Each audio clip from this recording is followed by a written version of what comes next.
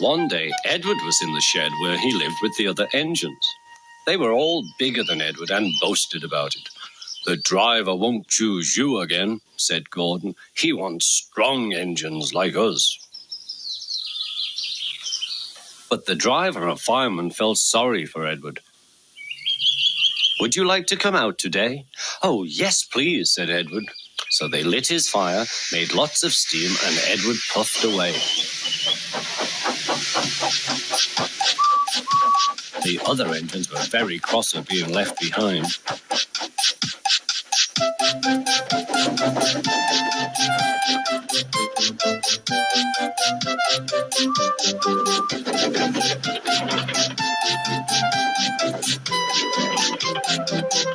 Edward worked hard all day.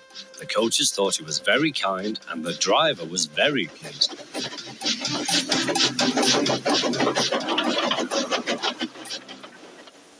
"I'm going out again tomorrow," Edward told the other engines that night. "What do you think of that?"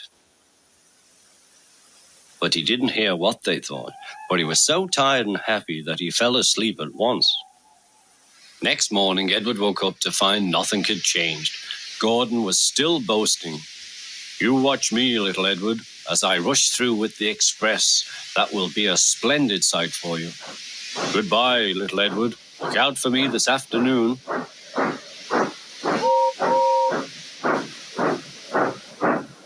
Edward went off to do some shunting. Edward liked shunting. It was fun playing with trucks. He would come up quietly and give them a push. Then he would stop and the silly trucks would go bump into each other. "Oh!" they cried. "Whatever is happening?"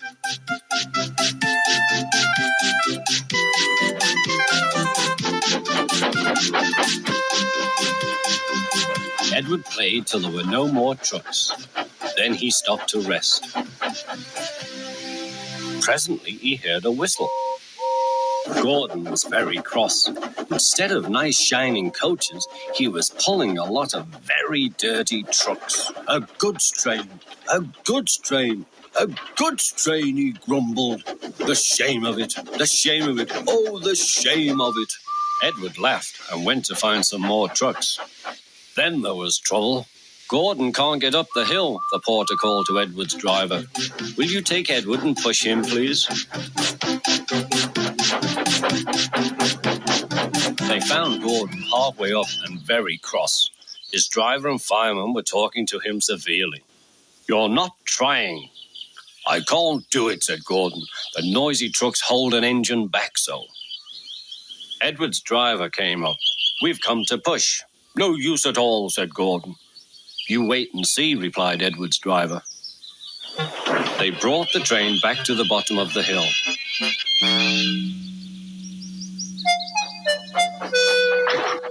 "I'm ready," said Edward. "No good," grumbled Gordon. They pulled and pushed as hard as they could.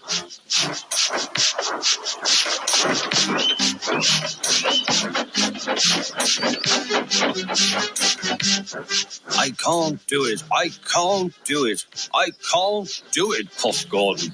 "I will do it, I will do it, I will do it," puffed Edward. Edward pushed and puffed and puffed and pushed as hard as ever he could. And almost before he realized it, Gordon found himself at the top of the hill. "I've done it, I've done it, I've done it," he said proudly. He forgot all about Edward and didn't wait to say thank you. Edward was left out of breath and far behind. He ran on to the next station, and there he found that the driver and fireman were very pleased with him. The fireman gave him a nice long drink, and the driver said, "I'll get out my paint tomorrow and give you a beautiful coat of blue with red stripes. Then you'll be the smartest engine in the shed."